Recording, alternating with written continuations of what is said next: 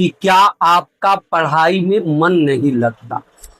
बहुत ऐसे छात्र हैं कि जो पढ़ते तो हैं लेकिन किसी तरह कोरम पूरा करते हैं, फॉर्मेलिटी पूरा करते हैं, या तो अपने परिवार के प्रेशर में पढ़ते हैं या तो समाज में दिखाने के लिए पढ़ते हैं कि I am also a student, ताकि मैं भी स्टूडेंट की श्रेणी में आ जाऊं।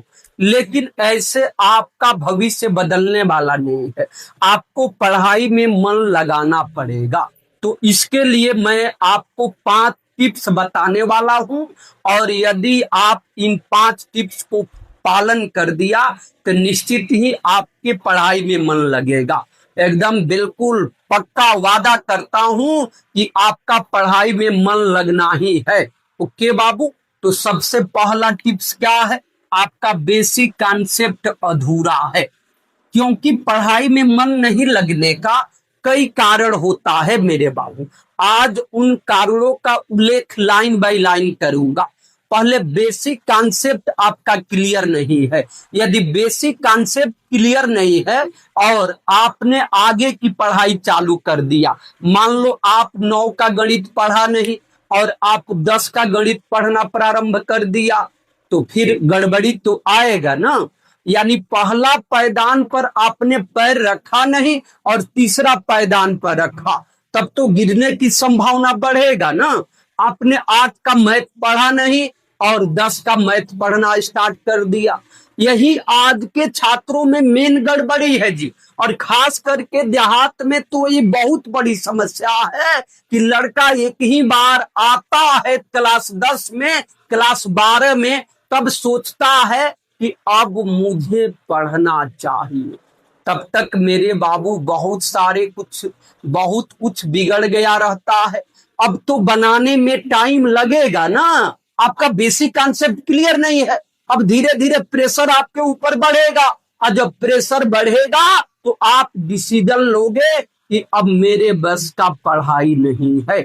लेकिन उस पढ़ाई को छुड़वाने का पीछे का कारण है आपका बेसिक कॉन्सेप्ट क्लियर नहीं है।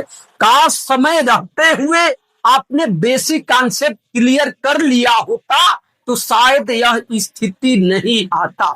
लेकिन मेरे बाबू अभी भी टाइम है। आप सभी सब्जेक्ट का बेसिक कॉन्सेप्ट क्लियर कर लो बाबू, आपका पढ़ाई में मन बिल्कुल लगेगा और एक इंटरेस्ट पैदा होगा आपके पढ़ाई में। दूसरा नंबर क्या है? आप अपने सभी सब्जेक्ट को अच्छे से पढ़ो। बेसिक कॉन्सेप्ट क्लियर करने के बाद आपके कोर्स में जो भी सब्जेक्ट है सबको टाइम देना स्टार्ट कर दो बाबू। सबको अच्छे से पढ़ो, एकदम अच्छे से पढ़ो और गुरुओं के संपर्क में रहो। अच्छा नोट्स तैयार करो जी। ओके बाबू, अब अगला नंबर है, तीसरा नंबर है, सभी सब्जेक्ट्स का नोट्स तैयार करो। यानी आपको जो भी सब्जेक्ट पढ़ाया जा रहा है स्कूल में, कोचिंग में या ऑनलाइन आपने पढ़ रहा है, तो आपका एक कर्तव्य बनता है कि सभी सब्जेक्ट का नोट्स तैयार करें। नोट्स वह हथियार है जो कभी भूलने पर आप उस नोट्स को देख सकते हैं और आपको जीवन भर वो काम देगा। इसलिए आप अपने सभी सब्जेक्ट का यानी नोट्स तैयार करें, खूब अच्छा राइटिंग में और नोट्स तैयार करें। ओके बाबू, अब यहां से चौथा टिप्स क्या है? गुरुओं के संपर्क में रहो। यदि आप गुरुओं के संपर्क में रहते हैं तो कहीं ना कहीं आपका जीवन धीरे धीरे बेहतर बनता है, क्योंकि गुरु कभी नहीं चाहेंगे कि आपके जीवन बर्बाद हो। इसलिए ज्यादा से ज्यादा आप गुरुओं के संपर्क में रहो। गुरु जी से क्वेश्चन किया करो, गुरु जी से अपनी समस्या बताया करो कि मैं कमजोर हूं गुरुजी, कैसे तेज हो पाऊंगा। गुरुजी अपने आप आपको बताएंगे कि बेटा ये काम करो, ऐसे पढ़ो, आप तेज बन जाओगे। इसलिए गुरुओं के संपर्क में रहना बहुत बहुत जरूरी है मेरे बाबू। अब तीसरा नंबर क्या है? 5वां नंबर, गलत संगत से बचे। यही तो मेन है जी, गलत संगत से बचे। बहुत ऐसे बच्चे होते हैं जिनका दिमाग तो मास्टर माइंड है, यानी बहुत तेज है, एक बार पढ़ाने में बिल्कुल वो समझ जाते हैं, वो तो ऐसा लगता है कि टीचर से भी तेज है। लेकिन गड़बड़ी कहाँ, असफल क्यों, पढ़ाई में मन क्यों नहीं लगता?